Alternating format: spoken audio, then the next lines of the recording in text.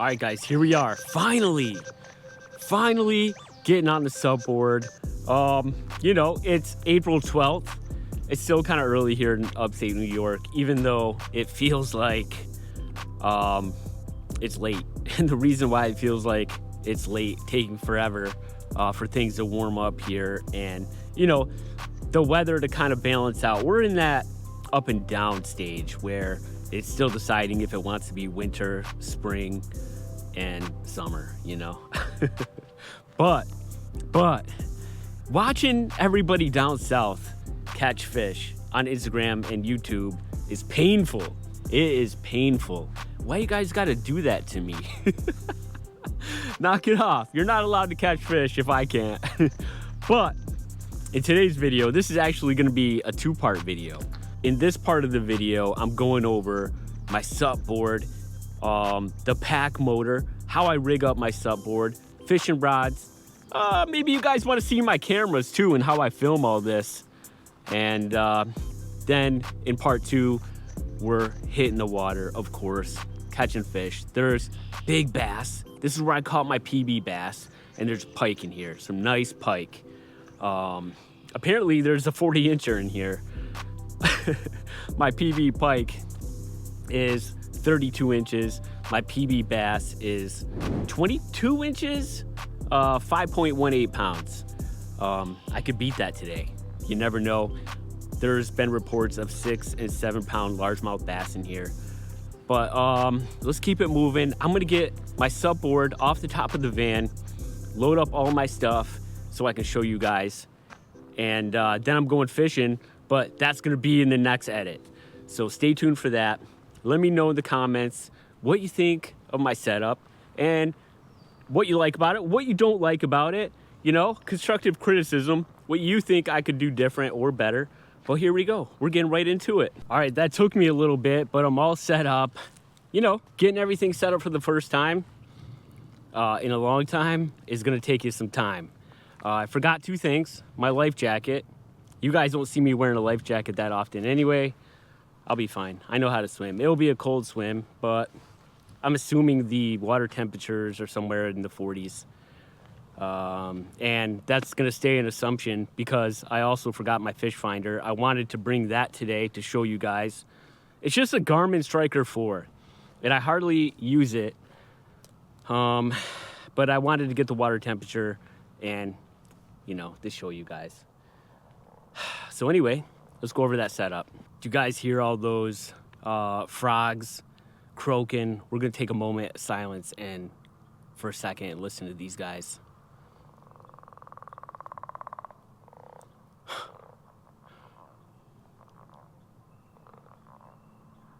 I love it. I love it. The sound of things coming to life. That's what spring is all about. Like a rebirth, kind of. And I feel that energy inside of me right now. And, you know, Mother Nature is feeding me that energy. A lot of people we've gotten away from nature, I'll say. And whether people want to believe it or not, or acknowledge it or not, we're connected to nature. We're connected to Mother Earth. I like to call it an invisible energy force. And that's a part of why I fish.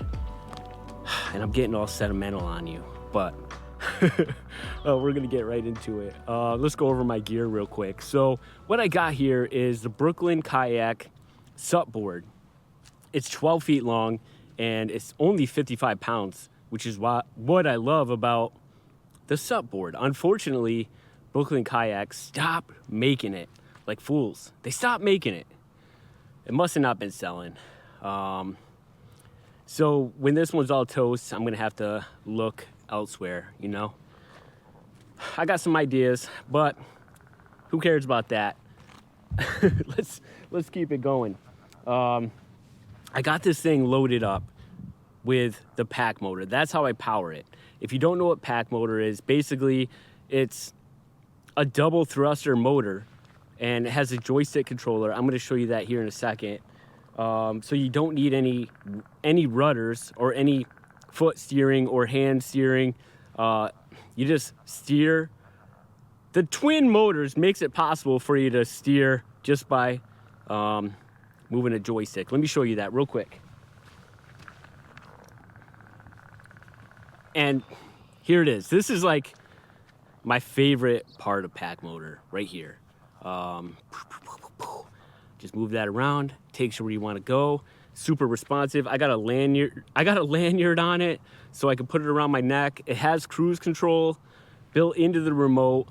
So PacMotor's been good. It's been good. I'm loving it. I'm loving the PacMotor life. And you know, this is a non-sponsored video. But with that being said, PacMotor did send me over their new battery. It's a 16 volt, 50 milliamp hour battery.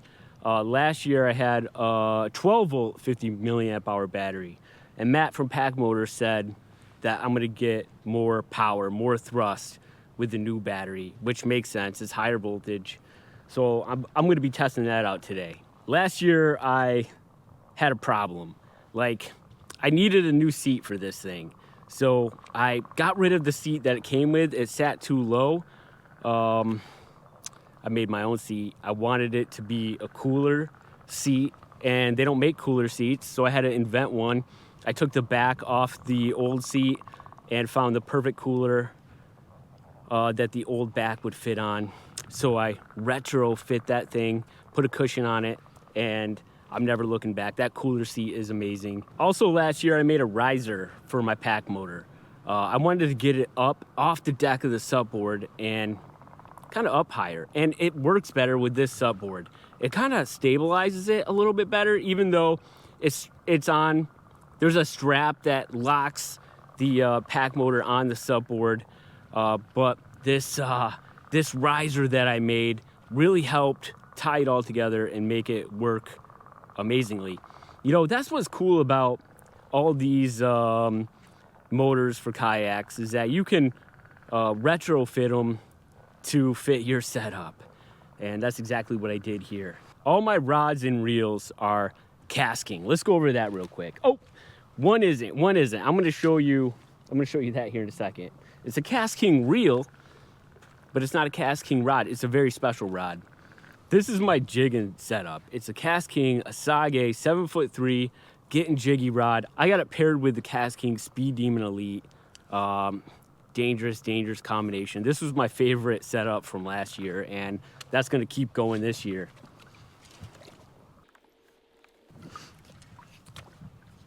Next, we got the Royal Select. They don't make this rod anymore, but it's made by Kastking, and it's a gem.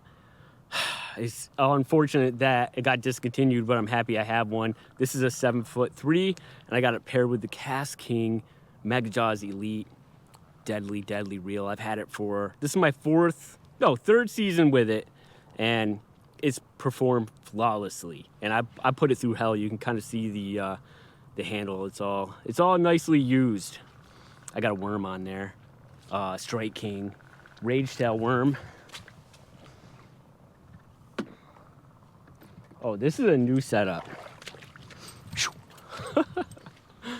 This is a new setup. Speed Demon Elite paired with a Perigee, all Kastking of course, Perigee 2. Perigee, I don't know. Perigee, I think it's Perigee, but anyway, I got it set up with a inline spinner. The bass love inline spinners, and the pike too, in this pond. They go crazy over it. I guarantee you I'm gonna catch my first fish on this here. Right, yeah, on this here lure. I'm like antsy, guys, so I'm being a little funny here, trying to get through this so I can get out there and fish. Another Royal Select Kastking rod. This is what is this one? 6'6". I've had this rod for 3 years. I got it paired with another Kastking Mega Jaws Elite. This is the shallow spool version, and check out that fishy lure that I got on there right now. Inline spinner with a paddle tail swim bait. I could get them on this too.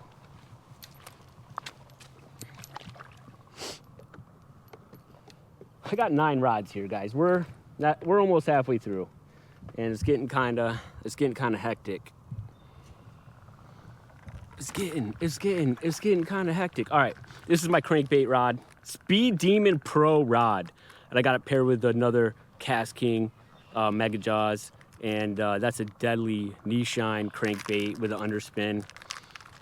I love this setup. The reel's new. The rod's a year old.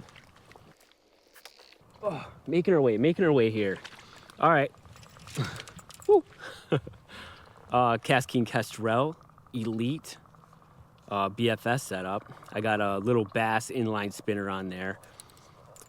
This is my third season with this rod and reel, and I love it. I love BFS fishing. If you haven't tried it, you know, it replaces a spinning reel, spinning setup, and you can tell that all my rods and reels are bait casters. I'm addicted to bait casters. I'll just say it. I need to have a spinning reel with me. I need to do it. I need to bring at least one. Not today, though. Not today. Let's keep it moving. All right, I got a Ned rig tied on. This is another Kastking Kestrel BFS setup, and I actually have this on a Perigee 2 rod. It's a medium light rod. Some people have given me a hard time about putting a BFS reel on a medium light. Don't knock it till you try it. If you wanna be able to fish light lures but have like a little bit more of a backbone for hook sets, to me, this is the way to go. Even Mega Bass now make a medium light BFS rod. Yeah, check that out if you're into Mega Bass stuff. I got 2 more setups to show, and then we're getting on the water. This is my jerk bait setup, and I got it paired with the Kastking MG12 reel, and this is the Royal Legends Pro rod. I haven't caught a fish on it yet. I've had the MG12. This is my 3rd year with the MG12. This is a new rod. It's a 6'8" jerkbait rod, and yeah, this is a deadly combination right here. The MG12 is a world famous reel. Man, people praise it. They love it, and man, it might be my favorite. I don't know. All right, I got one more to show you. Dude, I forgot my paddle too. What a fool, I forgot my paddle. Where the heck is that thing? Wow. Good thing I got PacMotor, holy crap. My battery's fully charged, we're good to go. Jeez. Yeah, cut me some slack. This is my first time, wow. I'm beside myself. This is my first time on the water, and you know, it's to be expected. But here we go. Skeet Reese himself sent me over his brand new Next 2 rod, and I paired it with the Kastking Skeet Reese Icon. I got a bladed jig on there. Like I said, these fish in here love anything flashy, from the inline spinners to the, you know, spinning lures. Anything spinny, anything flashy, they love it. So this could get them today. I hope so. I hope I catch my first fish on this rig. This is brand new, and it would be my first fish that I've caught on the Skeet Reese Next 2 rod. If you don't know Skeet Reese, famous you know, bass angler, a Hall of Famer, and I can't believe he sent me over his new line of rods. I'm blessed to have it, and we're gonna put it to work. All right, last but not least, I want to show you like my tackle crate. I put this thing together last year, and this year I kind of modified it. I added more fishing rod holders, rearranged them, and yeah, it's better now. It's better. Last year I can only hold 7 rods. This year I can hold 9. I don't know if I'll always have 9 on me. I got 9 on me today because I wanted to show you my stuff. It holds all my rods and all my tackle. I don't like to have a lid on things. A lot of people like those Yak Attack crates with a lid. I'm not opening up a lid to get to my tackle. I just ain't doing it. That just takes too much effort. Oh, I got a frogging set up too. It's Kastking Asage rod and the 9:1-to-1 gear ratio Mega Jaws Elite. And I didn't bring that with me today for obvious reasons. There's no frogging today. Yeah, I got a drink and chips in the cooler for, you know, a yak snack. Let's go over my camera gear here. Right now I'm recording on the GoPro 13. I also have the GoPro 11. That's what I use for my head mount. And then I have Insta360 Ace Pro. Yeah, I have the Ace Pro because it's better in low light and it has some zoom, but I also like the GoPro. I got a wide angle lens on this GoPro, and the head mount, I don't have anything. It's just a regular lens. You know, they're all good cameras, and they're all good at doing different things better than the other. There's no, you know, they all have their strengths and weaknesses is what I'm trying to say. And GoPros are terrible in low light, and that's where the Insta360 Ace Pro comes in. And then, I don't know, I feel like the GoPro is better in exposed light like it is right now with the sun shining than the Ace Pro.